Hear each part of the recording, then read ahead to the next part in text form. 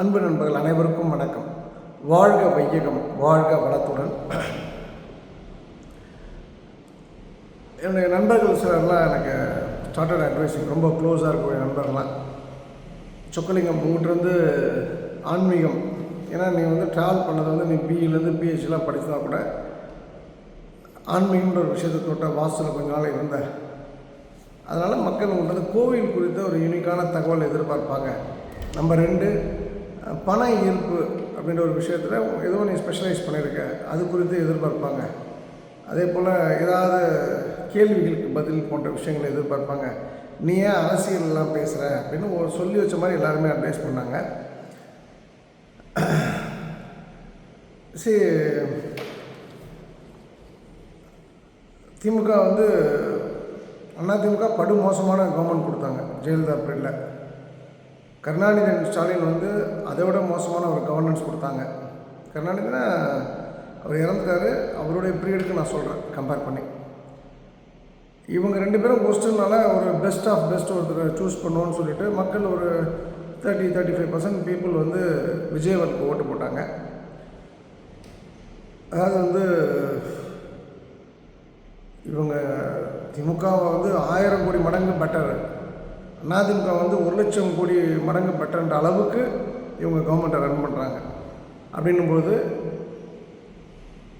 நேற்று கூட ஒரு அம்மா, நேற்று 2 பேர் கமெண்ட் பண்ணி எப்போ பார்த்தாலும் விஜய் திருப்தியாக இருக்குன்னு சொல்லிட்டு, விஜய் நல்லது பண்ணால் அது தயவுசெய்து இந்த கண்ணை மூடிட்டு பாராட்டலாம்.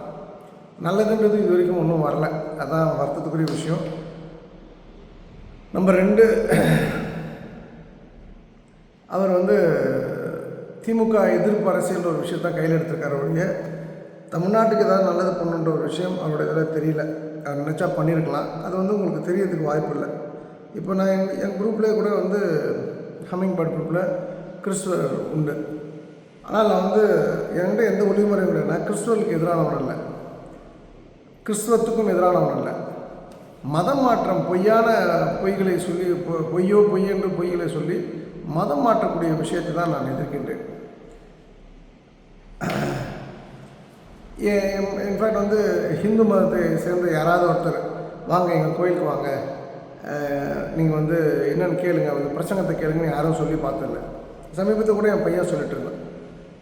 அவர் ஒரு காலேஜ் காஃபி சாப்பிடும்போது கேஃபேல, அப்போது யாரோ 2 பேர் நாங்கள் வி ஆர் ஃப்ரம் இந்த சர்ச்சு, கிறிஸ்டியானிட்டியில் வில் பி இன்ட்ரெஸ்ட்னு கேட்டிருக்காங்க. நோன்னு சொல்லியிருக்காங்க. இல்லை வாங்க, இன்ட்ரெஸ்டிங்காக இருக்கும். இன்னொன்று ஐ ஃபாலோ ஹிந்துவிசம், நான் ஹிந்து மதத்தை ஃபாலோ பண்ணுறேன், எனக்கு வேண்டாம். இல்லை கேளுங்க, நிறைய விஷயங்கள் அற்புதங்களாக நடக்கும் அப்படின்னு சொல்லி ஒரு படித்த பையன்கிட்டே ஒரு பிரெயின் வாஷ் பண்ணுற வேலையை பண்ணியிருக்காங்க. அதுதான் வருத்தத்துக்குரிய விஷயம். இது திமுக, அதிமுக, காங்கிரஸ், பிஜேபிலாம் நம்ம என்ன எடுத்தாலும் பிஜேபியோட ஸ்டாண்ட் எப்போதுமே ஹிந்துக்களுக்கு ஆதரவானது. வெறும் டிஎம்கே ஏடிஎம்கேயோட ஸ்டாண்ட் பார்த்திங்கன்னா முஸ்லீம் கிறிஸ்டினுக்கு ஆதரவானது. ஹிந்துக்களுக்கு அவங்க என்றைக்குமே சப்போர்ட் பண்ணதில்லை. அவங்க அதோடு இருந்தாங்க. ஆனால் விஜய் அவர்களுடைய அரசாங்கம் அப்படி இல்லை. நான் இன்றைக்கி கூட எங்களோட குழுவில் ஒரு வீடியோ பகிர்ந்திருந்தேன். அது ஒரு பத்திரிகை செய்தி, பெரிய பத்திரிகை, பாப்புலரான பத்திரிகையில் அந்த செய்தி வந்திருந்தது. ஏன்னா குங்குமம் வைக்கக்கூடாது, பூ வைக்கக்கூடாது, தேங்காய் உடைக்கக்கூடாதுன்னு ரோடோட பிட் நோட்டீஸ் கொடுத்துட்டு போகிறாங்க. இயேசு தான் உண்மையானவர் அப்படின்னு சொல்லிட்டு. அது மிகப்பெரிய தவறு. இப்போ நான் இது வரைக்கும் அது மாதிரி பண்ணதெல்லாம் பண்ண மாட்டேன். ஏன்னா எனக்கு நிறைய கிறிஸ்துவ நண்பர்கள் உண்டு. நான் யாரையுமே குறை சொன்னதில்லை. நானே இப்போ நான் ஏற்கனவே சொல்லியிருக்கேன், நான் படித்த ஸ்கூல் பக்கத்தில் ஒரு சர்ச் உண்டு, சென்ட் தாமஸ் மவுண்ட், அதாவது பட் ரோட்டில். அது ஒரு மலைப்பாங்கான பகுதி. அதை கிராஸ் பண்ணல இன்றைக்குமே பிதாசுதன் பரிசுத்தாவின் பிறல் ஆவின் இப்படி தான் எனக்கு வரும். அதனால் என் ஸ்கூலில் என்னை கிறிஸ்டினை கன்வெர்ட் பண்ண சொல்ல யாரும் என்கிட்ட ப்ரீச் பண்ணல, இன்டைரக்டாகவோ டைரெக்டாக பண்ணல. ஸ்கூலாக இருந்தது. ஆனால் இன்றைக்கி எல்லா இடங்களிலுமே இந்த மத பிரசங்கங்கள் அதிகமாக இருக்குது. இது தவறு. இது சொன்னால் அரசியல் கிடையாது. இது நான் விஸ்வ இந்து பட்சத்தில் இன்றைக்கும் மாநிலத்தில் இருக்கேன். ஒரு 3 மாதம் ஆகும் அந்த பொறுப்பை விட்டு நான் அவங்க எடுக்கிறதுக்கு. ஏன்னா பெங்களூர் தான் அந்த மையக்குழு மீட்டிங்கு, அதில் தான் ரிலீஸ் பண்ணுன்னு சொல்லிட்டாங்க. ஸோ அதுக்கப்புறம் தான் நான் இன்னும் சுதந்திரமாக சில விஷயங்களை பேச முடியும். இப்போ என்னால் சில விஷயங்களை சுதந்திரமாக பேச முடியாது. ஏன்னா ஒரு அமைப்புக்குள்ளே இருக்கேன். எங்கள் அமைப்போட நோக்கம் வந்து கிறிஸ்துவில் திட்டுவதில்லை, மக்களை மதம் வராமல் ரெண்டாவது வந்து தடுப்பதும், ரெண்டாவது வந்து தர்மத்தை போதிப்பதும். இந்துன்ற தர்மம், இந்து மதம் என்பது தர்மம். அந்த தர்மம் அவனுக்கு புரியாதவங்க தான் அவன் மதம் மாறிட்டுருக்கான். இப்போ ஒரு நீங்கள் இன்னும் பெரிய விசேஷமான ஒரு விஷயம் சொல்லணுன்னா, இது நீங்கள் யாராவது உங்களுக்கு சைனீஸ் ஃப்ரெண்ட் தான் கேட்டு பாருங்கள், நல்லா படித்த ஃப்ரெண்ட் தான் கேட்டு பாருங்கள். சைனாவில் நம்முடைய கேஸ்ட் சிஸ்டத்தை பற்றி ஒரு படிப்பு உண்டு. அங்கே வந்து இது மாதிரி ஃபார்வர்ட் கம்யூனிட்டி, பிராமணர்கள், சைனீஸ் ஒருத்தன் சொல்கிறான் என்கிட்ட, உங்கள் ஊரில் பிராமணர்கள் தானே வந்து எல்லோரையும் அடக்கி வச்சுருப்பாங்க, இங்கே தலித் ஷெட்யூல் கேஸ்ட்னு ஒரு கம்யூனிட்டி, அவங்கள யாரும் தொடக்கூட மாட்டாங்களாமே அப்படின்னு சைனாவில் ஒரு பாடத்திட்டம் வச்சுருக்காங்க. அப்போ எந்த அளவுக்கு உலக நாடுகள் நம்மளை மோசமாக சித்தரிச்சிருக்கு. அவங்க சித்தரிக்கலை, நடந்ததாக சொல்லியிருக்காங்க. அவங்க நாட் ஒன்லி பிராமின், எல்லா ஃபார்வர்ட் கம்யூனிட்டியும் சேர்ந்து அந்த so called backward community, schedule caste community, schedule tribe community போட்டு அடித்து ஆடி இருக்காங்க. அது உண்மை, அது எந்த மாற்று கருத்தும் கிடையாது. ஆனால் சைனா வரைக்கும் நம்மளை காரி துப்புறாங்க. ரொம்ப அதிர்ந்து போய்ட்டு இந்த விஷயத்தை நான் கேட்ட உடனே இந்த பாயிண்ட் என்னென்னா, என் நோக்கம் விஜயை வந்து கண்மூடித்தனமாக தாக்குவதல்ல. அவர் நல்லது பண்ணார்னா நிச்சயமாக நான் சப்போர்ட் பண்ணுவேன். இன்ஃபேக்ட் அவர் கவர்மெண்ட் ஃபார்ம் பண்ண முடியாமல் இருந்தபோது திமுக அதிமுக 2 பேரும் சேர்ந்து கவர்மெண்ட் ஃபார்ம் பண்ண போகிறாங்க, அதுக்கான முயற்சி நடந்திருக்குன்னு சொன்னாங்க. எனக்கு கழுவி ஊற்றுனாங்க எல்லோரும், இவர் பெரிய மயிர் விளக்கு பிடிச்சி பார்த்தாரு அப்படின்னு சொல்லிட்டு. அப்புறம் எல்லா நாயும் வந்து அதை சொன்னதுக்கப்புறம் எல்லா லீடர்ஸும் சொன்னாங்க. திருமாவளவன் சொல்கிறாரு, சண்முகம் சொல்கிறாரு, அந்த முஸ்லீம் லீக் கட்சியோட தலைவர் சொல்கிறாரு. அப்புறம் வந்து எல்லாம் வாங்கி மூடிட்டாங்க. அப்போ நான் வந்து அந்த சூழ்நிலை இது போல் ஒரு கவர்மெண்ட் ஃபார்ம் பண்ணிச்சுன்னா நான் விஜய்க்கு தான் சப்போர்ட் பண்ணுவேன், நான் இறங்கி போராடணும்னு சொன்னேன். ஆனால் இன்றைக்கி அதே சொப்பனைங்க சொல்கிறேன், திமுக அதிமுக சேர்ந்து ஆட்சி அமைச்சிடக்கூடாதா, எடப்பாடி ஏதாவது சிஎம் வந்துட்டால் நல்லா இருக்குமே அப்படின்னு நினைக்கக்கூடிய அளவிற்கு நான் இன்றைக்கி இந்த 3 மாதம் கவர்மெண்ட்டை என்னை மாற்றிருக்கு. இதுதான் உண்மை. ஃப்யூச்சரில் விஜய் ஒரு நல்லது பண்ணாருன்னா நல்லது. இந்த இலவச சிலிண்டர் பற்றிலாம் நான் பேசலாம், நிறைய பேசலாம். அது ஒரு 6 பக்கத்துக்கு டேட்டா இருக்குது. அந்த அளவுக்கு ஒரு மோசமான விஷயம் வந்து அவங்க ஃப்ரீ சிலிண்டர் கொடுக்குறதுன்றது. எவன் விட்டு காசுன்னு கேட்குறேன். எவனோ ஒருத்தன் வந்து வரி கட்டுவான், எவனோ ஒருத்தன் கொடுக்குறதா, இல்லாதவனுக்கு கொடுக்கலாம், தவறே கிடையாது. இருக்கிறவனுக்கு ஏன் மேலும் மேலும், ரொம்ப சிம்பிள். கவர்மெண்ட்டில் வேலை செய்கிறவனுக்குமே ரேஷன் கிடையாது அப்படின்னா முடிஞ்சு போச்சு. அது பெரிய ரிலீஃப். கவர்மெண்ட்டில் வேலை செய்கிறவனுக்கு ஏற்கனவே எந்த பெனிஃபிட்டும் கவர்மெண்ட் பெனிஃபிட்ஸ் வராதுன்னு சொன்னால் முடிஞ்சு போச்சு. அது சொல்ல எந்த அரசியல்வாதிக்கும் தைரியம் இல்லை. ஆனால் விஜய் நினச்சா அதை பண்ணலாம், பார்க்கலாம். இது ஒரு விஷயம். ரெண்டாவது வந்து இன்றைக்கி விஜய் சர்க்கார் வந்து ஒரு பெரிய தவறை பண்ணியிருக்காங்க. அது என்னென்னா, பரந்தூர் விமான நிலையம் வந்து அந்த ரத்து பண்ணுறோம் அப்படின்னு சொல்லிட்டாங்க. அதில் என்ன விஷயம்னா, இந்த நிரந்தரமாக இந்த திட்டத்தை அவங்க தடை செய்கிறாங்க அப்படின்னா மாற்று ஏற்பாடு என்ன, வேறு எங்கே விமான நிலையத்தை அமைப்பாங்க? விமான நிலையம் ரொம்ப இம்பார்ட்டண்ட்டு. சென்னையில் எவ்வளோ இடம் இருக்குது, ஏன் பரந்தூர் அவங்க சூஸ் பண்ணணும்? அது என்ன முட்டாள், அவங்க இதை வந்து பைத்தியமாக airport authority of India central கவர்மெண்ட்டுக்கு வந்து சூஸ் பண்ணுறதுக்கு? அது வந்து இதுக்கு பின்னால் ஒரு பெரிய ஒரு டெக்னாலஜி இருக்குது. ஒன்று வந்து சர்வதேச விமான நிலையம் அமைய இடம் மட்டும் போதாது, வான்வெளியில் எந்தவித தடையும் இல்லாத திறந்த வெளி பாதை வேணும். ஒன்று, விமானப்பாதை இன்னொரு விமான பாதைக்கு குறுக்கே வரக்கூடாது. 2, மூன்றாவது, விமான நிலையம் அமையும் பகுதியில் காற்றின் திசை மிகவும் முக்கியமாக கருதப்படுகின்றது. சாதகமான காற்று வீச வேண்டும், அதாவது ஒரு குறிப்பிட்ட திசையில் காற்று வீச வேண்டும். அதே போல் மலைகள், உயரமான கட்டிடங்கள், உயர் அழுத்த மின் கோபுரங்கள் போன்ற எந்த தடையும் இருக்கக்கூடாது. நீங்கள் பார்த்தீங்கன்னா சென்னை சுற்றி இந்த தடைகள் உண்டு. அதனால தான் சென்னையில் வந்து அமைக்க முடியல. ஒரு விமான நிலையத்தில் வந்து ஒரு ஆப்ரேஷன் உங்களுக்கு எல்லாருக்குமே தெரியும், விமானத்தில் போன எல்லாருக்குமே. இப்போ நம்ம நினச்சிட்டு சென்னையில் வந்து ஒரு விமான நிலையம் தான் இருக்குதுன்னு சொல்லிட்டு, ஆக்சுவலாக 3 விமான நிலையம் இருக்குது சென்னைக்கு சென்னையும் சேர்த்து. ஒன்று வந்து தாம்பரத்தில் இருக்குது, அது ஏர்ஃபோர்ஸ் வருது. அதே போல் அரக்கோணத்தில் வந்து ஒரு பேஸ் இருக்குது, அதுவும் ஏர்ஃபோர்ஸ் வருது. ஸோ 3 விமான நிலையம் இருக்குது. இதில் என்ன விஷயம்னா, ஏன் சென்னையில் வந்து அதை பெட்டர்மெண்ட் பண்ண முடியல அப்படின்னா, சென்னை விமானத்துலேருந்து விமானம் கிளம்புது இல்லையா, அது தெற்கே திரும்ப முடியாது. காரணம், அங்கே இராணுவத்துக்கு சொந்தமான ஸ்ட்ரிப், ஏர் ஸ்ட்ரிப் இருக்குது. அங்கே அவங்களுடைய ஏரியாக்குள்ளே நம்ம வந்து போகக்கூடாது. அந்த வான் பகுதின்னு சொல்லுவாங்க, மிலிட்ரி ஜோன் சொல்லிட்டு. இது போல் கல்பாக்கம் மேலே நீங்கள் பறக்க முடியாது. இது போல் நிறைய ரெஸ்ட்ரிக்ஷன் இருக்குது சென்னையில். அப்புறம் வந்து ஆவடி உடைய கவர்மெண்ட்டோட சென்ட்ரல் கவர்மெண்ட் ஃபேக்ட்ரிஸ் இருக்குது, அங்கேயும் பறக்க முடியாது.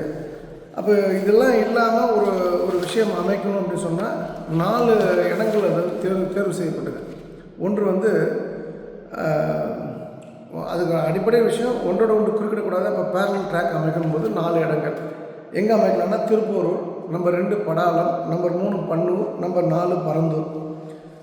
திருப்பூரை பொறுத்த வரைக்கும் கல்பாக்கம் ரொம்ப பக்கத்தில் இது. ரெண்டாவது வந்து அந்த விமான பதவி ரொம்ப குறுகலாகிடும் அங்கே போட்டிங்கன்னா. கல்பாக்கம் அணுமின் நிலையம் ரொம்ப பக்கத்தில் இருக்கிறதும், நம்பர் 2 வெளிநாட்டு பறவைகள் குறிப்பாக இந்த கல்பாக்கத்தை வரக்கூடிய அளவுக்கு வெளிநாட்டு பறவைகள் தமிழ்நாட்டில் வேறு எங்கேயுமே வராது. அது நல்லதில்லை. விமானம் பறக்கிறதுக்கு அது ஏதாவது திடீர்னு ஒரு ப்ரொப்பலர் ஏதாவது ஒரு ஃபேனில் பட்டால் கூட பிளேடில் பட்டால் கூட விமானம் வில் கெட் கிராஷ்டு. ஸோ படாலம் பார்த்திங்கன்னா அது வந்து 0 to 20 என்ற திசை அமைப்பில் மட்டுமே வந்து இதோட பாதைகள் அமைக்க முடியும். இது சென்னை விமான நிலைய பாதைக்கு வந்து குறுக்க வர மாதிரி ஆகிடும். ஸோ இங்கேயும் அமைக்க முடியாது. அப்புறம் 3வது பன்னூரில் வந்து அமைக்கணும்னா அங்கே பரந்தூர் விமான நிலையம் அமைந்தால் அவை வந்து 0725 என்ற ஓடுபாதை மூலமாக தடையற்ற ஓடுபாதை அமைக்க முடியும். ஆனால் அந்த பன்னூரில் என்ன பிரச்சனை, பன்னூரும் பரந்தூரும் பக்கத்தில் தான். பன்னூரில் 1800 குடும்பங்கள் இருக்குது. எனக்கு இன்ஃபேக்ட் என்னோடய நண்பர் தான் அந்த ஊரில் பெரிய கோடீஸ்வரர், அவர் கிறிஸ்துவர். அவர் அந்த ஊரில் நிறைய கிறிஸ்துவர்கள் உண்டு. ஆனால் வந்து பரந்தூரில் 500 குடும்பங்கள் தான். ஆனால் 5500 ஏக்கர் வந்து நமக்கு இடம் வந்து இருக்குது. அதில் ஏன் பிரச்சனைகள் மக்கள் பண்ணாங்கன்னா, காலி பண்ணும்பொழுது அவங்க விவசாயத்துக்கெல்லாம் கஷ்டப்படல, ஏரி போகலாம் கஷ்டப்படல. நிறைய பேருக்கு வந்து பெனிஃபிட் கிடைக்காது. அதாவது நான் உங்களை டேக் அவுட் பண்ணுறேன், உங்களுக்கு பணம் கொடுக்குன்றது நிறைய பேர் கிடைக்காது. ஏன்னா அது பட்டா இல்லாத இடத்துல அவங்க வச்சுட்ருக்காங்க, காலகாலமாக வச்சுருக்காங்க. அதுதான் வந்து பிரச்சனைக்குரிய காரணம். ஸோ பறந்து வேண்டாம் அப்படின்னு இப்போ முடிவு பண்ணிட்டாங்கன்னா அதுக்கு ஆப்ஷன் என்ன, அடுத்து என்ன அப்படின்னு ஒரு சிக்கலான சவால் இருக்குது. ஆக்சுவலாக பரந்தூரை பொறுத்த வரைக்கும் அது வந்து பெங்களூர் ஸ்பீட் ட்ராக் பக்கத்தில் இருக்குது. இப்போது பெரிய பவர் ட்ராக், ஒரு ஸ்பீட் ட்ராக் ஒன்று லே பண்ணிகிட்ருக்காங்க. ட்ரெயின், புல்லட் ட்ரெயினுக்கும் அதான் வந்து அந்த வழியாக தான் போகுது. இன்ஃபேக்ட் சுங்குவாட்சத்திரம் வரைக்கும் வந்து மெட்ரோவுக்கு வந்து அனுமதி கொடுத்துட்டாங்க. அந்த இது போல் நிறைய விஷயங்கள் வந்து பரந்தூரை மையப்படுத்தி நடந்துருச்சு. ஆனால் வந்து அன்ஃபார்ச்சுனேட்லி 2 ஓடுபாதைன்றத 4 ஓடுபாதை கூட அமைக்கலான்னு பரந்தூரில் இருந்த இடத்துல இப்போ வந்து திரு விஜய் அவர்களுடைய தவறான முடிவால் அங்கே வந்து விமான நிலையம் அமையப்படலை. இது தமிழ்நாட்டுக்கு ஒரு மிகப்பெரிய பின்னடைவு. இதில் ரொம்ப முக்கியமான இன்னொரு விஷயம் என்னென்னா, ஒரு கால் சென்னை விட்டு எங்கேயாவது வந்து வேறு இடங்களுக்கு விமான நிலையம் போயிடுச்சோம்னா சென்னை விமான நிலையத்தை க்ளோஸ் பண்ணிடலாம். க்ளோஸ் பண்ணிட்டா என்ன ஆகும்னா, சென்னையில் வந்து இப்போ நிறைய ஹைட் ரெஸ்ட்ரிக்ஷன்லாம் உண்டு. பில்டிங்லாம் இவ்வளோ மேலே கட்டக்கூடாது, ஏன்னா ஏர்போர்ட் பக்கத்தில் இருக்குன்னு சொல்லிட்டு. அப்போது சென்னையோட மார்க்கெட்டே பயங்கரமாக டெவலப் ஆகிடும். நிறைய இதெல்லாம் இது ஒரு நாள் நடக்காது, 5 வருஷம் 10 வருஷம் ஆகலாம்.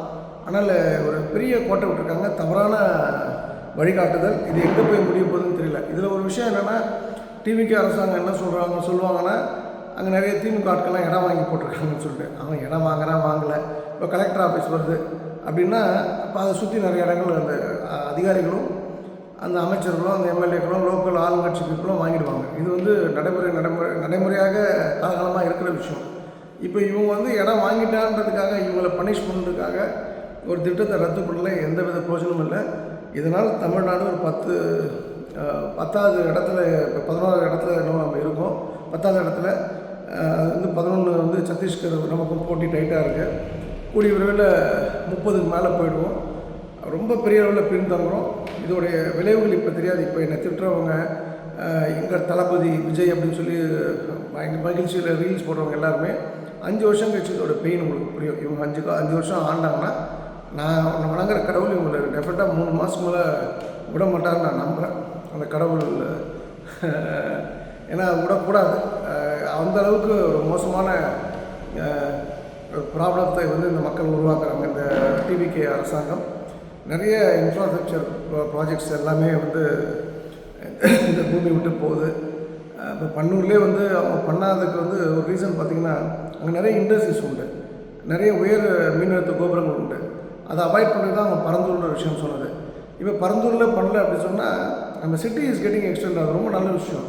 வேறு எங்கேயோ XYZ இல்லை மீனம்பாக்கத்தில் ரெடி பண்ணி ஏதோ சொல்கிறாங்க அப்படின்னா அதை விட ஸ்டூபிட் டிசிஷன் எதுவுமே இருக்க முடியாதுன்றதே வந்து காலம் உங்களுக்கு உணர்த்தும். அது வரைக்கும் வெயிட் பண்ணுங்கள். நாம் இன்றைக்கி நானும் இனிமேல் நீங்கள் சொன்னதுக்கு பதில் கொஞ்சம் அரசியல் எனக்கு தெரிஞ்ச விஷயத்த சொல்கிறேன். தெரிஞ்ச விஷயம் சரியாக இருந்தால் தான் சொல்லுவேன், குற்றம் சொல்கிறதுக்காக நான் சொல்ல மாட்டேன். அண்டு பொதுவான விஷயங்கள் பார்க்கும்போது பேசிகிட்டு இருக்கும்போது யாராவது ஃபோனை கட் பண்ணிட்டாங்க அப்படின்னா எவ்வளோ க்ளோஸாக இருந்தாலும் சரி தான், அதுக்கப்புறம் அவங்கள்ட்ட ஃபோனே பேசுறது முடிஞ்சால் நம்பரை பிளாக் பண்ணிவிடுங்க. நம்மகிட்ட ஃபோனை போட்டுருவாங்க, போட்டு தம்பி, அண்ணா, வேறு யாருக்காவது வேலை பேசுவோம், CO check signing that this அப்படின்னு பேசிகிட்டு இருப்பாங்க. அப்படின்னா யூஆர் நாட் ஸோ இம்பார்ட்டன்ட்னு அர்த்தம். உங்களுக்கு அவனால் ஒரு கோடி பிஸ்னஸ் வந்தாலும் சரி, 100 கோடி வந்தாலும் சரி, நீங்கள் பேசாதீங்க. ஃபோன் பேசும்போது அவன் நம்மகிட்ட தான் பேசுவோம். நம்மளை ஃபோனில் வந்து வச்சுக்கிட்டு இன்னும் 100 பேர்கிட்ட பேசக்கூடாது. அப்புறம் திரும்ப கூப்பிட்றேன்னு சொல்லுவாங்க. நான் 5 மினிட்ஸில் கூப்பிட்றேன், 10 மினிட்ஸில் கூப்பிட்றேன். திரும்ப அவங்க கூப்பிட்றேன்னா நீங்கள் கால் பண்ணாதீங்க. Once I set I call you, if there not அப்படின்னா யூ டோன்ட் மேக் இன்னொரு கால், அவ்வளோதான், ஃபினிஷ் பண்ணுங்க. அண்ட் இது வந்து நான் ஃபாலோ பண்ணுறது. அதே போல் வந்து நீங்கள் வந்து சில விஷயங்கள், முக்கியமான விஷயங்கள் பார்க்கணும். தொழிலில் வந்து உங்களை ஏமாற்றியவர்களுடன் தயவுசெய்து இன்னொரு முறை பிஸ்னஸ் செய்யாது. இப்போ உதாரணத்துக்கு நான் என்னன்னு சொல்லுவேன், என் சொந்த கதைலாம் சொல்கிறதுக்கு இல்லை, உங்களுக்கு புரியறதுக்காக சொல்கிறேன். இப்போ சொக்கலிங்கத்தை யாரோ ஒருத்தர் ஏமாற்றிட்டார் பிஸ்னஸில். மறுபடியும் அவர் வேறு ஒரு சோர்ஸ் மூலிமா நான் அவங்க கூட பிஸ்னஸ் பண்ணணும், இல்லை பிஸ்னஸ் அவரும் நம்மளும் அவங்க கூட பண்ணக்கூடிய நீடு இருக்குது அப்படின்னா உயிரே போனால் கூட பண்ணாதீங்க. உயிரே இது பண்ணால் வந்து உங்கள் உயிர் காப்பாற்றப்படனா கூட நீங்கள் செத்து போயிடுங்க. உங்களை ஏமாந்தால் கூட மறுபடியும் பிஸ்னஸ் பண்ணாதீங்க. அதை விட முட்டாள்தனம் எதுவுமே கிடையாது. நம்பர் 2, பர்பஸ் இல்லை அப்படின்னு சொன்னால் வச்சுங்களேன், ஒருத்தருக்கு டிஸ்ட்ராக்ஷன் அதிகமாக இருக்கும். ஒருத்தன் லைஃப்பில் பர்பஸே இல்லை அப்படின்னா நிறைய இடைசர்கள்லாம் வந்து அவன் காற்று போன திசையில் வாழ்ந்துட்டுருப்பான். அவன் ரொம்ப ரிஸ்கியான ஆள் என்பதை புரிந்து கொள்ளுங்கள். அப்படிப்பட்ட ஆள்கிட்ட நீங்கள் வந்து ஃப்ரெண்ட்ஷிப் வச்சுருந்தீங்கன்னா நீங்கள் பிஸ்னஸை ஜெயிக்க முடியாது. ஸோ முதல் விஷயம், நீங்கள் தொழிலில் உங்களை பிஸ்னஸை ஒருத்தர் ஏமாற்றலாம். திரும்ப அவங்கள்ட்ட பிஸ்னஸ் பண்ணால் தான் நீங்கள் உயிரோடு இருக்க முடியும், உயிர் வாழ முடியும் அப்படின்னு சூழ்நிலை இருந்தாலும் சரி, அவங்க கூட பிஸ்னஸ் பண்ணால் இன்னும் நம்ம சம்பாதிக்கலாம் அப்படின்ற சூழ்நிலை இருந்தாலும் சரி, அது போல் ஆள் கூட பிஸ்னஸ் பண்ணாதீங்க. இப்போ நான் எனக்கு எப்பவுமே சொல்லுவேன், செல்ஃப் க்ரோத்தை பற்றி பேசுகிறவங்க, மணியை பற்றி பேசுகிறவங்க, கோல்ஸை பற்றி பேசுகிறவங்க எப்பவுமே என் கூட இருக்கலாம். பட்டு இது இல்லாத மற்ற விஷயங்கள், இப்போ நேற்று கூட நைட்டு ஒரு 11 மணிக்கு விட்டுருந்தேன். அப்போ தான் ஃபோனை சுவிட்ச் ஆஃப் பண்ணிட்டு நானும் வந்து என்னோடய வீட்டில் சரபேஷன் தான் ஒன்றா இருக்கும். 2 பேரும் தான் வந்து அதை எல்லாத்தையும் செட்ரைட் பண்ணிவிட்டு தூங்கலான்னு பாரு 11 மணிக்கு ஒருத்தன் கூப்பிட்டு இந்த மாதிரி இந்த வெப்சைட் இருக்குது, நம்ம எடுத்துக்கலான்னு கேட்டேன். எந்த வெப்சைட்னு கேட்டேன். அது மாதிரி ஒரு வெப்சைட் பேரை சொல்லி அந்த வெப்சைட்னு சொன்னேன். அதான் அந்த சைட் தானே நான் வந்து 16, 17, 20 வருஷமாக வச்சுருக்கேன், அதுதானே நான் விற்க போகிறேன்னு. இல்லை அது வந்து ஆக்சுவலாக ஒரு வாரமாக அதை வேலை பார்க்கல. ஆனால் என்கிட்ட அது மெசேஜ் போட்டாங்க, 1500 6000 கேட்குறாங்கன்னு சொல்லிட்டு. 6500 கொடுத்துட வேண்டியதான் அப்படின்னு சொல்லியாச்சு. ஆனால் ஒரு வாரமாக வேலை பார்க்கணுன்றது எங்கள் ஆளுங்களும் வந்து தெரிஞ்சிருக்கா தெரியலன்னு தெரியல. ஆனால் வந்து நம்ம கூட இருக்கிறோம், அதை ஃபாலோ பண்ணி இது வேலை பார்க்கல, இந்த சைட் நான் எடுத்துக்கலாம். பயங்கர டெக்னிக்கலான ஆளுவன். ஏன்னான்னு கேட்டால் இன்னொருத்த வந்து இன்னொரு வெப்சைட் அனுப்பிச்சு அவன் வெப்சைட்டில் இதெல்லாம் போட்டிருக்கான், அவங்ககிட்ட வந்து எடுத்த வெப்சைட்னு. அவன் ஏதாவது போட்டு போகிறான், நீ ஏன்டா அதை போய் நோண்டிகிட்டு இருக்கேன் அப்படின்னு சொல்லி கேட்டேன். அப்போ நான் உங்களுக்கு சொல்கிறது என்னென்னா, நான் வந்து என் லைஃப்பில் இப்போ நான் ஒரு டொமைனில் இருக்கேன் வேலை, நான் வந்து அடுத்தவன் வாஸ்து வீடியோ பார்க்க மாட்டேன். அடுத்தவன் வந்து என்ன திட்டானா, அவனை பற்றி பேசிக்கிறானா, நமக்கு தேவையில்லை. எனக்கு என்ன நாலேஜ் இருந்தோ அது மட்டும்தான். அடுத்தவனோட ஸ்கிரிப்டை திருடி நான் என் பேரை போட்டு நான் பண்ணதில்லை. இது ஓப்பனாக நான் சொல்கிறேன், இட்ஸ் சேலஞ்ச். ஏதாவது தப்புனா நீங்கள் ப்ரூவ் பண்ணுங்கள். நான் சொன்னேன் 2-3 பேர்கிட்ட கற்றுக்கிட்டதை நான் அப்படியே மக்கள்கிட்ட கொண்டு போகல. அதை என்னுடைய ஃபார்மாக ஆட் பண்ணிக்கிட்டு அது ஒரு 10% பேஸாக வச்சுக்கிட்டு மிச்சம் 90% என் ஃபார்மில் தான் வந்து நான் ஒர்க் பண்ணேன். இப்போ நான் கூட சொல்கிறேன் வந்து உதாரணத்துக்கு சவுத் வெஸ்ட்டு தெருக்குத்து ஆகாது தான். ஆனால் எல்லாருக்கும் இல்லைன்றதை நான் புரிஞ்சுக்கிட்டேன் லேட்டர் பாயிண்ட்டு. அப்போது ஒருத்தருக்கு வந்து வீடை விற்காதுன்றேன், ஒருத்தருக்கு வந்து நீங்கள் இந்த இடம் வச்சிங்கன்னு நான் சொல்கிறேன். அது வந்து எதை மாதிரி வந்து ஒரு கிணறு இருந்ததுன்னா அதோட இம்பேக்ட்னு, ஒரு தெருவாக இருந்தால் அதோட இம்பேக்ட்னு, தெரு வரலாம் ஃப்யூச்சர்லன்னா அதோட இம்பேக்ட்னு எனக்கு தெரியும். அப்போ இதெல்லாம் என்னுடைய ஓன் டிசைன். இப்போ நான் இப்படி தான் நான் டெவலப் பண்ணிக்கிட்டேன். நான் வந்து போய்ட்டு யார்ட்டையுமே வந்து காப்பி கேட் வேலை நான் பண்ணலை. அப்போ உங்களுக்கு நான் சொல்கிறேன், நீங்கள் வந்து உங்களோட க்ரோத்தை பாருங்கள். நீங்கள் மணி சென்ட்ரிக்காக இருங்க. நான் மணி சென்ட்ரிக்காக இருப்பேன். யாராவது சொக்கலிங்க எப்போ பார்த்தாலும் பணம் குறித்த ஒரு விஷயத்தோடு இருப்பேன். ஆமாம், நான் இருப்பேன், அது தப்புன்னு இருக்குது. என்ன மற்றவெல்லாம் வந்து முற்றும் திறந்த முனிவரை இல்லை ஜடாமுனியோட வந்து கையில் கமண்டலத்தை வச்சுக்கிட்டு இமயமலை போகிறவங்க. எல்லாருக்கும் பணம் தேவை. அதே போல் கோல்ஸ் வேணும் ஒரு மனிதனுக்கும். எனக்கு இருக்குது, என் கூட இருக்கணுன்றது என்ன விஷயம். அடுத்தவங்களை காப்பி பண்ணாதீங்க. எந்த சூழ்நிலையுமே வந்து அவன் லைஃப் ஆகட்டும், நம்ம லைஃப் ஆகலாம். நீ இப்போ இன்ஃபேக்ட் வந்து அவர்கிட்ட நான் சொன்னது தான், உனக்கு நான் ஒரு பெரிய மேட்டர் சொல்லிட்டேன். அதை வச்சு நீ வச்சுக்க, நீ இந்த வெப்சைட்டில் தான் நீ வந்து எல்லாத்தையும் போட்டு பண்ணோன்னா நீ அடுத்த கட்டம் போக மாட்டேன்னு சொல்லிட்டு தான் நைட்டு தூக்கத்தில் வந்து திட்டிட்டு தான் தூங்கினேன். அவனை திட்டினதுக்கு தான் எனக்கு காலையிலேருந்து ஒரு எல்லாமே விடியாமலே போச்சு எனக்கு. அவன் அதாவது என்ன பழக்கமாக தெரியல, ஒரு 10 மணிக்கு 11 மணிக்கு ஒருத்தனை கூப்பிட்டு ஒருத்தனை கலாய்க்கிறதுன்னு சொல்லிட்டு. ஸோ இதெல்லாம் கொஞ்சம் கவனமாக வச்சுக்க, நம்ம கூட இருக்க ஆட்கள் ரொம்ப முக்கியன்றதுக்காக நான் சொல்கிறேன். அப்புறம் don't fear starting ஸ்பாங், fear staying ஸ்பாங்.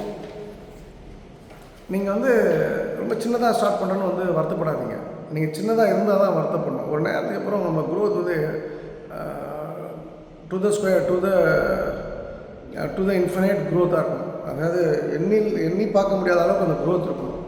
ஆனால் சின்ன துவக்கம் என்பதுக்காக அது நடக்காதுன்னு யாரும் சொல்லக்கூடாது. இதை நீங்கள் கவனத்தில் வைத்துக்கொள்ளுங்க. அப்புறம் எப்போதுமே வேகமாக இருப்பது போல் நடந்து கொள்ளுங்கள். Otherwise they will think that you are free. உங்களோட மதிப்பு குறைஞ்சிடும். நீங்கள் எப்போதுமே வேகமாகவும் இருக்கணும், வேலையாகவும் இருக்கணும். நீங்கள் வந்து ஸ்லோவாக இருக்கீங்க, வேலை இல்லாமல் இருக்கீங்க அப்படின்னா நம்ம மக்கள் என்ன சொக்குறீங்க, செம்ம வெட்டியாக இருக்கான். சரி, இந்த திருச்சி வந்து சந்திரன் ஒருத்தர் நான் ஏற்கனவே சொல்லியிருக்கேன், வீட்டுக்கு வந்தார். சார் சும்மா தான் இருக்கார், அவங்க பொண்டாட்டிட்ட நீ கொஞ்சம் பேசிட்டு அப்படின்னா. எனக்கு இருக்கிற வேலை, எனக்கு இருக்க வழி எனக்கு தான் தெரியும். எல்லாத்தையும் சொல்லிட்டு இருக்க முடியாது. நான் என் விஷயத்தை யாரையுமே நான் சொல்கிறது கிடையாது. என்னோடய விஷயம் என்னோட மட்டும்தான், அவ்வளோதான் முடிஞ்சது. அப்போ நம்ம அங்கே சும்மா உட்கார போய் தானே அதுதான் அந்த moment. I have decided it was a wrong call. ஆனால் அதுக்கப்புறம் வந்து இது மாதிரி நான் காமிக்கிறதில்ல. அப்போ நீங்களும் வேலைலாம் கூட பிஸியாக இருக்க மாதிரி இருந்துங்க. வேலைலாம் கூட வேகமாக ஏதாவது பண்ணுங்கள். நீங்கள் பல்லு விளக்குனா கூட வேகமாக பல்லு விளக்குங்க, நடந்தால் கூட வேகமாக நடங்க. ஸ்லோவாக நடக்காதீங்க, ஸ்லோவாக இருக்காதீங்க. இல்லைனா உங்களை பீப்புள் கிராண்டடாக எடுத்துப்பாங்க. அதனால் உங்களோட மதிப்பு கம்மியாகின்றதை புரிந்து கொள்ளுங்கள். இன்ஃபேக்ட் இன்றைக்கி கூட அந்த சொன்னாலே அந்த விளங்காத ஒருத்தன் கூப்பிட்டான்ட்டு வீணாக போனவன், அவனை பிடிச்சி எடுக்கணும். அவனை வந்து அவனெல்லாம் தாவேக்களை சேர்த்து கொண்டு ஏதாவது பாடநூல் தலைவர் ஆகணும், அந்த இல்லைன்னா ஏதாவது வாரியத்தை வாங்கி கொடுக்கணும் நாட்டுக்கு. அப்போ தான் வந்து மக்கள்லாம் வந்து கழிவு ஊற்றுவாங்கட்டு. இன்றைக்கி காலையில் வந்து அதோட இம்பேக்ட் எப்படின்னா, என்னோடய கிளான்ஸாக வண்டிக்கு வந்து நான் வந்து இன்சூரன்ஸு வாங்கணும். ஏன்னா நைட்டெல்லாம் செக் பண்ண அது இல்லை அப்படின்னும்போது சரவணன்னு ஒருத்தருக்கு நான் மெசேஜ் பண்ணணும். சார் அது மாதிரி அந்த கிளான்ஸாக இன்சூரன்ஸ் எனக்கு அமைச்சிருக்குன்னு சொல்லிட்டு. எனக்கு மத்தியானம் 2 மணிக்கு ஒரு மெசேஜ், 11 மணிக்கு 12 மணிக்கு வேறு ஒருத்தர் வீடியோ சரவணன் ஒருத்தர் அனுப்புகிறேன். சார் இந்த மெசேஜ் நீங்கள் தப்பாக அனுப்பிச்சிட்டிங்க. 2 மெசேஜ் அனுப்பிச்சிட்டேன். அதில் நீங்கள் வாட்ஸ்அப்பில் அனுப்பினா போதும்னு அவர்கிட்ட சொல்லியிருந்தேன். அந்த மெசேஜை எனக்கு அதையும் மென்ஷன் பண்ணி நீங்கள் தப்பாக அனுப்பிச்சிட்டிங்க, அது எனக்கு இல்லை அப்படின்ட்டு. உடனே அப்போ தான் நான் ரியலைஸ் பண்ணேன், நான் அனுப்ப வேண்டியது சரவணன் 1, அனுப்பிச்சது வந்து சரவணன் வீடியோவுக்கு. ரொம்ப சங்கடமாக போச்சு. இந்த தப்பு நான் பண்ண மாட்டேன். அப்படின்னா நான் ப்ரெஷரில் இருக்கேன், ஸ்ட்ரெஸ்ஃபுல்லான லைஃப்பை நேற்று கொடுத்து நான் விளங்காதவன் அப்படின்னு சொல்லி நான் முடிவுக்கு வந்துட்டேன். 2வது வந்து இது வந்து ஒரு மிஸ்டேக்னா ஓகே. 2வது ஈவினிங்கு நாளைக்கு வந்து தஞ்சாவூரில் ஒரு ட்ரைனிங் ப்ரோக்ராம் இருக்குது. எங்கள் டீமை சேர்ந்து ஒரு அன்பு சகோதரிக்கு அதை அனுப்பணும். அவங்க பேரும் சேலத்தை சேர்ந்த டாக்டர் ஒருத்தவங்களோட பேரும் ஒன்று. நான் வந்து அனுப்பிச்சிட்டேன். 2 நிமிஷம் கழிச்சு வேறு ஏதோ வேலை, ஐயோ நம்ம யாருக்கு அனுப்பிச்சோன்னு அனுப்புனது ஞாபகம் இருக்குது, பேர் சர்ச் பண்ணி. ஆனால் நான் அனுப்பிச்சது பார்த்தா நான் வேறு ஒரு டாக்டருக்கு அனுப்பிச்சிட்டேன், அதே பேர் தான். அப்போ உடனே டெலீட் பண்ணிட்டேன். அப்புறம் அவங்க சார் என்ன சார் அப்படின்னு கேட்டாங்க. இல்லை அப்படின்னா சரி, அவங்கள சங்கடப்படுத்தக்கூடாது, நம்ம மாதிரி 2 பல்லு விழுந்துருச்சு, என்னம்மா இந்த மாதிரி அப்படின்னு ஒரு கேள்வியை கேட்டு அப்புறம் என்ன பேஸ்ட் யூஸ் பண்ண சொல்லிட்டு சரி அப்புறம் அதோட நல்லபடியாக முடியும். அவங்க ஒரு வீடியோ அனுப்புனாங்க, எப்படி பல் விளக்குன்னு எங்கள் குரூப் அதை ஃபார்வர்ட் பண்ணிட்டு ஒரு கெட்டது ஒரு நல்லது. ஆனால் எனக்கு அசிங்கமாக இருக்குது என்னென்னா, நான் இந்த தப்பை பண்ணக்கூடாது, இந்த தவறை பண்ணிடக்கூடாது. இவ்வளோ சொல்லிவிட்டு இந்த நொடி வாழணும்னு சொல்லிட்டு அந்த நொடி நான் வாழலை. காரணம் என் தலைவன், நேற்று கூப்பிட்ட என் தலைவன். அவனை வந்து எப்படின்னா, அவனுக்கு ஒரு பெரிய சப்ஜெக்ட் கொடுத்து நீ அடுத்த கட்டம் போடான்னு சொன்னால், அவன் வந்து இந்த விளங்காதவன், வீணாக போனவன், அந்த நாளைக்கு சாவ போகிறவன், இன்றைக்கி சாவத்துக்காக உயிருக்கு போராடிட்டு இருக்கவன், அதாவது நெகட்டிவோட உச்சக்கட்டம், பாசிட்டிவ்னால என்னென்னு அர்த்தம் தெரியாது, பாசிட்டிவ்க்கு மீனிங் தெரியாத ஆட்கள் எல்லாருக்கும் அந்த சப்ஜெக்டை கொண்டு போகிறான். அப்போ அவனை நினச்சான், எனக்கு இந்த 2 மிஸ்டேக் இந்த பயவில் தான் காரணம். எனக்கு அது ரொம்ப தவறாக, அதாவது என்ன சில மிஸ்டேக் நான் பண்ணணும்னு நினைப்பேன். அந்த மிஸ்டேக் நடந்துச்சுன்னா இப்போ ஸ்பெல்லிங் மிஸ்டேக் நடக்கக்கூடாதுன்னு நான் நினைப்பேன். ஒரு வாட்டி பரமத்திவெல்ல ஒரு ஈவோ இருக்காங்க, சிவகாமின்னு. அவங்க எனக்கு ஸ்பெல்லிங் மிஸ்டேக் இந்த வாட்ஸ்அப் ஸ்டேட்டஸில் இந்த ஸ்பெல்லிங் மிஸ்டேக் இருக்குன்னு எனக்கு அனுப்புகிறாங்க. ரொம்ப அசிங்கமாக போச்சு. உடனே டெலீட் பண்ணி நான் போட்டுட்டேன். அது 2வது விஷயம். ஆனால் அசிங்கம் தானே. தமிழ் எனக்கு ரொம்ப பிடிச்சது, தமிழ் எனக்கு உயிர். எனக்கு அதில் ஒரு தப்பு வரக்கூடாதுன்னு நான் நினைப்பேன். அதில் தப்பு வந்தது. அதுக்கப்புறம் இன்னும் உஷாராக இருக்குது. ஸோ இதெல்லாம் வந்து அந்த நொடி வாழல வித் ப்ரெஷரோடு இருக்குன்றதுக்காக நான் இந்த விஷயத்த சொல்கிறேன். ஸோ நைட்டு தூங்கும்போது மட்டும் இந்த நீங்கள் சிலர்லாம் நீங்கள் விளங்காத லிஸ்ட்டில் சிலர் வச்சுருப்பீங்க, அதெல்லாம் பிளாக் பண்ணிவிடுங்க. அதெல்லாம் பர்மனெண்ட்டாக அந்த முகத்திலே ஒழிக்கக்கூடாது. இன்ஃபேக்ட் அவங்கள்ட்ட கேட்டேன், நான் நேற்று தான் வந்து கேட்டேன், இப்படிப்பா மாரியம்மன் கோயில் நல்லா நடந்தது, நல்லபடியாக நடந்ததான்னு சொல்லிட்டு. நான் கூப்பிட்டதுனால தான் அவன் திரும்ப நம்ம கூப்பிட்டாம போல் இருக்கு. நம்ம அந்த மாரியம்மன் வந்து ஏதோ வச்சு செய்கிறாங்கன்னு நினச்சிருக்கேன். ஸோ நீங்கள் கவனமாக இருங்க. அண்டு எந்த ஒரு விஷயத்துக்கு இப்போ நான் வந்து ஒரு முக்கியமான ஒரு விஷயம் சொல்கிறேன்னு நான் சொல்லிவிட்டு, எந்த ஒரு விஷயத்துக்கும் ரியாக்ட் பண்ணாதீங்க. நீங்கள் ரியாக்ட் பண்ணிங்கன்னா எதிர்க்க இருக்க வந்து தன்னம்பிக்கை இழக்க மாட்டான். நீங்கள் ரியாக்ட் பண்ணாமல் இருந்தீங்க, இப்போ நீங்கள் நான் கோவப்படாமல் இருக்கேன் அப்படின்னா எதிர்க்க இருக்க தன்னம்பிக்கை இழந்துடும். நம்மளுடைய எதிராளி ஆப்போசிட் டேபிள் ஆப்போசிட்டில் உட்காந்துருப்பேன். இப்போது இதுதான் நான் வந்து இப்போ இந்த ஃபோன் காலோட சேர்ந்து ஒரு விஷயத்த சொல்லணும்னு ஆசைப்பட்றேன். நிறைய விஷயம் இருக்குது. நான் இதோடு முடிச்சுக்கிறேன். ஆல்ரெடி டைம் ஆகிடுச்சு. நான் எப்போவுமே நான் வந்து குடிகாரன் கூட இருந்தப்போ குடிச்சிருக்கேன். 4 குடிகாரன் 5 குடிகாரன் கூட தான் நீங்கள் 6வது ஆள் நீ குடிகாரன் ஆகிடுவேன். நீங்கள் வந்து ஃபிட்னஸை பற்றியே பேசிட்டுருக்காங்க, பாடியை பற்றியே பேசிட்டுருக்காங்க அப்படின்னா உங்களுக்கு அந்த ஃபிட்னஸ் ஹேபிட் வந்து ஜிம் போகணும், வாக்கிங் போகணுன்ற ஹேபிட் வந்துடும். நீங்கள் வந்து 4 வேளை சோறு தின்னணும், 4 வேளை குடிக்கணும், 4 வேளை தம் அடிக்கணும், 4 வேளை படுத்து தூங்கணும், பரட்டை விடணும் அப்படின்னா நீங்களும் அப்படி தான் இருப்பீங்க. நீங்கள் இழிச்சு போனால் கூட அவனை பார்த்தினா சரி, நம்ம எப்படி பரீட்சையில் வந்து பக்கத்தில் இருக்க ஃபெயில் ஆகிட்டா நமக்கு ஒரு சந்தோஷம் இருக்கும். ஃபஸ்ட் ரேங்க் வந்தவன் அவனை பற்றி கவலைப்பட மாட்டான். என் கூட இருக்கிறவன் ஃபெயில் ஆகிட்டானே, நம்ம கூட இருக்கிறவன் தூங்குறான், அந்த சந்தோஷம் நம்மளும் தூங்கிடுவோம். அதுக்கப்புறம் 4 பேர் ஸ்போர்ட்ஸில் பெரிய ஆளாக இருக்காங்கன்னா நம்ம அவங்க கூட இருக்கோன்னா 5வது ஆள் நம்மளும் ஸ்போர்ட்ஸ் ஆட்டோமேட்டிக்காக பெரிய ஆகிடும். ஒன்று ஓடியாகவோ இல்லை வந்து கமெண்ட்ரி பண்ணியாவது வந்துடுவோம். நம்ம சினிமா 4 பேர் நடிக்கிறாங்க, டைரக்டரு, சினி ஃபோட்டோகிராஃபி எப்படின்னு ஏதோ இருக்காங்கன்னா நாமளும் சினிமாவில் ஒரு பெரிய சக்ஸஸ்ஃபுல்லாக ஆகிடும் 5வது ஆளாக. அப்போ நீங்கள் சூஸ் பண்ணுற சர்க்கிள் தான் வந்து நீங்கள் யாராக மாற போகிறீங்கன்றதை வந்து டிசைட் செய்யும். இதில் என்னென்னா ஒரு சமீபத்தில் நடந்த விஷயம் அது.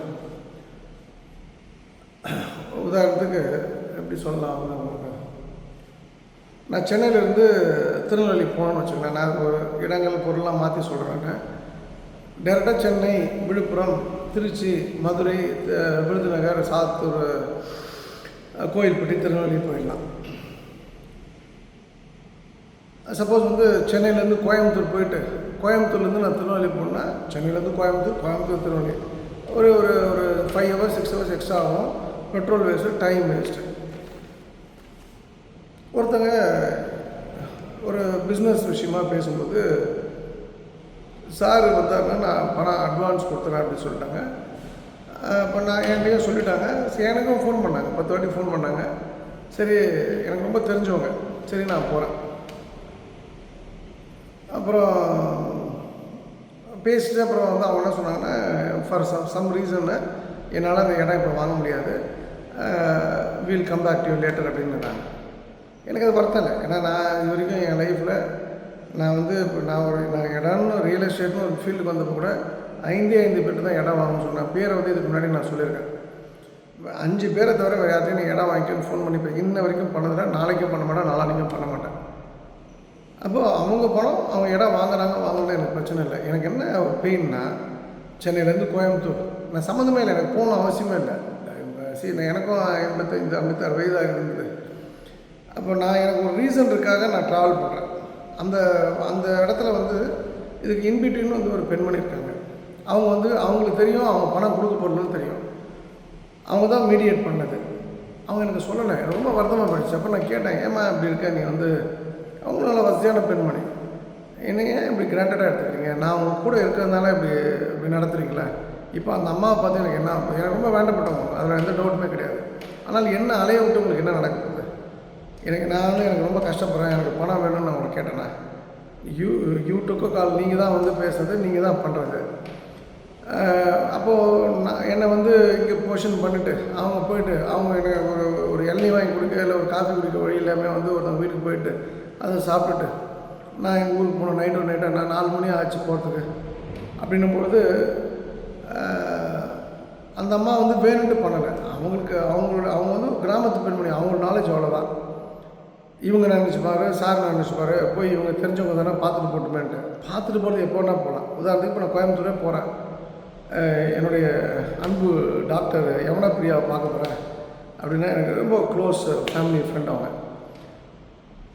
அவங்கள பார்த்தாலே ஒரு பெரிய பாசிட்டிவிட்டி இருக்கும். அவங்கள போய் பார்க்க போகிறேன் அப்படின்னா தட்ஸ் ஓகே. அவங்க கணவர், அவங்க பிள்ளைங்க, அவங்க அம்மாலாம் ரொம்ப ரொம்ப அஃபெக்ஷனேட் அது. அப்போ நான் வந்து இப்போ இந்த வேலையும் சேர்த்து பார்க்குறேன்னா ஓகே. ஆனால் அங்கே வேலையே இல்லாமல் நான் அங்கே போயிட்டு மறுபடியும் என் ஊருக்கு போகணுன்னா எவ்வளோ பெயின் இருக்கும். அப்போ நீங்கள் இன்னொரு கேள்வி கேட்கலாம், அப்போ சொக்கலிங்கம் அப்போ பணம் வாங்கிட்டு போனாலும் அந்த பெயின் தானேன்னு சொல்லிட்டு நான் பணம் வாங்குறேன்ற மைண்ட் செட்டில் தான் போனேன். பணம் இல்லை, பணம் கொடுக்க மாட்டாங்க, சும்மா பார்த்துட்டு போனால் அந்த மைண்ட் செட்டில் நான் போயிருப்பேன். அப்போ அங்கே ஒரு ஏமாற்றமும் நடக்குது, நான் எதிர்பார்த்த விஷயமும் நடக்கலை. பட் இது வந்து யாரோ ஒருத்தருக்கு இந்த விஷயம் தெரிஞ்சிருக்கு, அவங்க எனக்கு சொல்ல வேண்டியவங்க சொல்லலை. அப்போது இது மூலமாக நான் உங்களுக்கு சொல்கிறது என்னென்னா,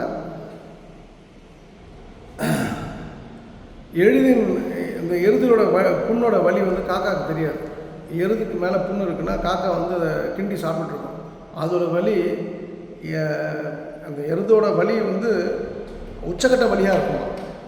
டாக்டர் சொல்லுவார், அதை வந்து நோண்டி சாப்பிட்ற காக்காவுக்கு அந்த புண்ணோட வலி எங்கே, அந்த புண்ணோடைய வலி, அந்த பெயின், அந்த எருதுக்கு தான் கொடுக்குற பெயின் என்னன்னு தெரிய போகுது. அதுபோல் ஒரு சுச்சுவேஷனை அவங்க என்னை கொண்டு வந்துட்டாங்க. இதோடைய எஃபெக்ட் தான் வந்து இப்போ நான் சும்மா ஒரு நண்பர் ஒருத்தர் கலாச்சாரம். ஆக்சுவலாக வந்து இதோட இம்பேக்ட் தான் வந்து இன்றைக்கி 2 பேருக்கு தப்பான மெசேஜ் அனுப்பிச்சது. ஏன்னா நான் வந்து ஒரு ஒரு ஒரு அந்த ஒரு சம்பவம் நடந்து அதோடய இம்பேக்ட்லேருந்து நான் வெளியில் வரேன். இப்படி இல்லாமல் நடந்துப்பாங்க. எனக்கு வந்து அந்த இடம் வாங்குறவங்க சொல்ல மேலே எந்த வருத்தமும் இல்லை. சரி, அவங்க போனால் அவங்க கஷ்டப்படுறாங்க, சம்பாதிக்கிறாங்க, அவங்க வாங்குறாங்க வாங்கலை, எனக்கு மேட்டர் இல்லை. என்கிட்ட இருக்குது கோல்டு. இன்றைக்கி கோல்டு இல்லைன்னா நாளைக்கு பிளாட்டினம், அவ்வளோதான், முடிஞ்சு போச்சு. பட் வேறேன்னு வந்து அந்த பெயின் வந்து அவங்களுக்கு புரியல. எதுக்கு வந்து என்னை வந்து இழுத்து விடணும்? அப்போது என் ஆள் மேலே தான் தப்பு. அப்போ நான் வந்து இவங்க கூட இருக்கிறதுனால கூட வந்து சொக்கலிங்கம் ஃபோன் அடித்தா பேசுகிற அளவுக்கு இருக்கிறதுனால தான் இந்த ப்ராப்ளம். அப்போது நான் கிளியராக ஒரு மெசேஜ் பண்ணி தான் குரூப்பில் பண்ணேன். லைஃப்பில் சில விஷயங்கள் பண்ண மாட்டேன். அவங்க என் கூட தான் இருப்பாங்க. நான் அவங்க வந்து ரத்தத்தை கொடுக்கணும், இல்லை வந்து உயிரை கொடுக்கணும் கூட, அதெல்லாம் வந்து நான் பண்ணுவேன். ஆனால் பிஸ்னஸ் மட்டும் பண்ண மாட்டேன். இப்போ ஆர்மியில் ஒரு பெரிய மனிதர் இருக்கார், அருப்புக்கோட்டில் ஒரு சகோதரி இருக்காங்க. அதே போல் இப்போது இந்த சகோதரி ஒருத்தர், அவங்க கூட நான் பண்ண மாட்டேன். ஏன்னா எனக்கு ஏற்கனவே அவங்க ஃபுட் பிஸ்னஸ் அவங்க கூட சேர்ந்து பண்ணும்போது எனக்கு உடன்பாடு இல்லை. இவங்களால் அதை பண்ண முடியாதுன்னு நான் தெளிவாக இருந்தேன். அவங்க ஃபுட்டு என் பேரை யூஸ் பண்ணிக்கலாம், ஆனால் என் பிஸ்னஸில் நான் அவங்க கூட பார்ட்னர் ஆக மாட்டேன். So the point is very clear. நீங்கள் வந்து யாரோட இருக்கீங்கன்றது ரொம்ப முக்கியம். ஒன்று, நாம் இருக்கிற ஆள் வந்து நம்ம யார் கூட இருக்கோமோ அவங்க சக்ஸஸ்ஃபுல்லாக வரணும், இல்லை நாம் சக்ஸஸ்ஃபுல்லாக வரணும். ஒன்று நம்மளால் வரணும், இல்லை அவங்களால நம்ம வரணும். அவங்க மோசமாக இருந்தாங்கன்னா நம்ம லைஃப்பும் மோசமாகிடும். அதுக்கு இது ஒரு கிளாசிக் உதாரணம். ஸோ கூட நட்பு கேடாய் முடியுன்றது மாதிரி பக்கத்தில் இருப்ப வந்து ரொம்ப முக்கியம் பிகில் அப்படின்றது தான் என்னோடய மெசேஜ். உங்களை நீங்கள் ஃப்ரீயாக இருக்குன்னு நினைக்க வச்சிடாதீங்க. வேலையில் கூட வந்து வேலை இருக்க மாதிரி வச்சுங்க. வேலையே இல்லைன்னா கூட ஸ்பீடாகவே எல்லா விஷயத்தையுமே நீங்கள் பண்ணுங்கள். நீங்கள் டயர்டாக இருக்காதீங்க, சோபராக இருக்காதீங்க, சோகமாக இருக்காதீங்க, அன்ஃபினிஷ்டாக இருக்காதீங்க. இதெல்லாம் வந்து நான் கற்றுக்கிட்ட பிஸ்னஸ் தாரக மந்திரங்கள். ஒரு பிஸ்னஸில் ஒரு மனிதன் ஜெயிக்கணும் அப்படின்னு சொன்னால் ஐம் டெல்லிங் யூ, இதுதான் வந்து நீங்கள் எடுத்துக்கணும். சில எனக்குலாம் வந்து தெரியும், வந்து சும்மா வீம்புக்கு இடம் வாங்கிட்டு பணத்தை லாக் பண்ணிவிட்டு அப்புறம் வந்து வேடம் விற்கணும், அதை பண்ணணும், இதை பண்ணணும்னு சொல்கிற ஆட்களும் உண்டு. நான் என்னோடய கெரியரில் பார்த்துருக்கேன். நான் வந்து என்னுடைய டேர்ம்ஸ் ரொம்ப கிளியர். என்னோடய டேர்ம்ஸ் இது தான். இதுக்கு வந்தால் நான் பிஸ்னஸ் பண்ணுவேன். இதுக்கு ஒரு ஸ்டெப்பு மேலே போனாலும் ஒரு ஸ்டெப்பு கீழே வந்தாலும் எனக்கு அவங்க சூட் ஆகும். என் ஃப்ரீக்வன்சிக்கு மேட்ச் ஆனால் தான். ஸோ மார்க்கெட்டை வந்து செல்லர்ஸ் மார்க்கெட், பையர்ஸ் மார்க்கெட்டுன்னு இருக்கும். சில இடத்துல வந்து நான் செல்லராக இருக்கும்போது அது என் மார்க்கெட்டாக இருக்கும், பையராக இருக்கும்போது அதுவும் என் மார்க்கெட்டாக தான் இருக்கும். ஸோ அந்த திறமையை நீங்கள் வளர்த்துக்கணும் அப்படின்னு சொன்னால் உங்கள் கூட இருக்கணும், ரொம்ப முக்கியம். ஸோ நீங்கள் பையராக இருந்தாலும் வெற்றி பெறணும், செல்லராக இருந்தாலும் வெற்றி பெறணும். அதுக்கு என் அன்பான வாழ்த்துக்கள். நன்றி, வணக்கம். சர்வம் கிருஷ்ணார்ப்பணம். ஸ்ரீராம் ஜெயம், ஸ்ரீராம் ஜெயம், ஸ்ரீராம் ஜெயம்.